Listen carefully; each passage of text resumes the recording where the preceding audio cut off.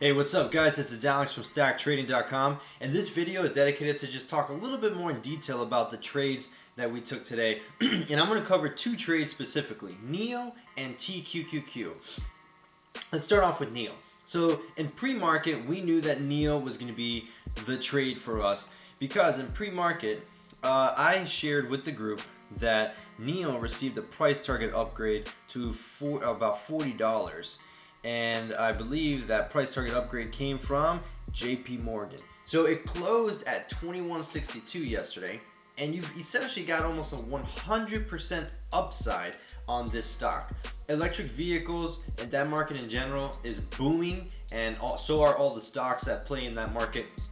So we knew that NIO was going to be in play today. And so what we did was we waited for confirmation of a breakout. So in the first couple of minutes, there was a lot of whippy action. It was deciding what direction it was going to take. And we saw that breakout to, once it broke out this intraday high right here that it created at, let's see here, 24.38. When we saw it approach that high, we told our traders, all right guys, go long and put your stops right here at low a day, right? So we got in this trade at 24.38 and we gave ourselves a 1-point risk, right? Had you taken that trade, it would have been an extremely profitable trade. We actually got into call options in this area right before it broke out of highs, and a lot of our traders did buy stocks, and I personally made 32% gain on my call options.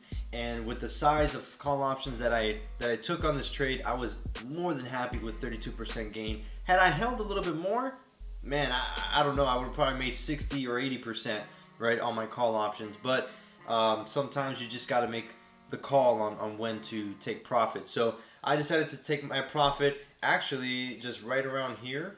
So I was in the trade for maybe 5 minutes. You know, that's when I took my profit.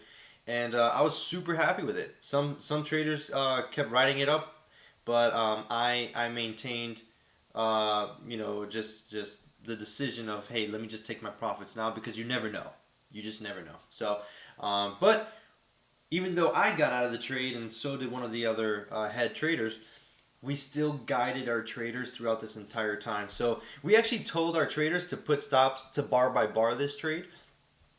So when it broke out here, when the new 5-minute candle was created, we told everyone, all right, put your stops at 24.70. Let it stop you out if it comes back down. But had you followed that trade, you would have still been in the trade. Then the next step was, all right, put your stops at 24.96. That was the next stop, right, when you adjust, right, as the stock was still rising. Then, when the stock broke out again, we told everyone, all right, put your stops at 25.06. Had you followed that strategy, you would have made really good money on this trade.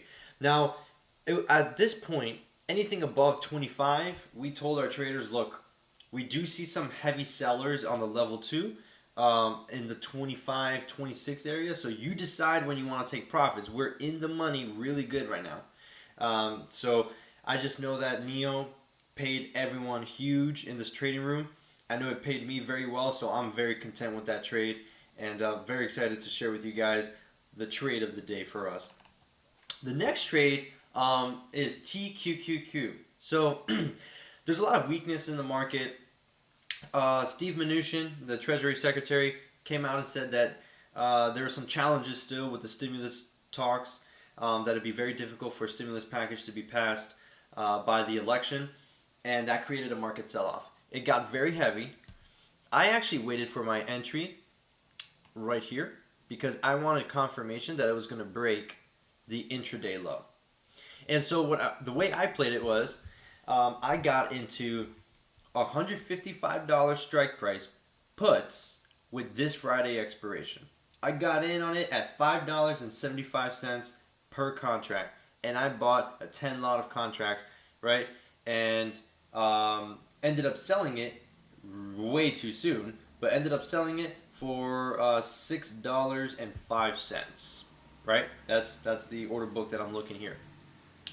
I think right now the contracts are selling for probably close to $9. So I wish I held on to that trade a little longer, but I was super happy with the profits that I made on that trade and also with NIO. And I took some other trades shorting NET, and I actually shorted Peloton as well today. So with the TQQQ, this was simply momentum to the downside that we were playing. Plus, the markets have been a little bit on the overbought side on the last couple of days. I think just a month ago we were in correction territory. You know, the markets were down 10%, and then in 4 weeks we're out of correction and almost approaching, you know, all-time highs. So the moves have been very drastic to both sides, right, on the sell-offs and the rallies.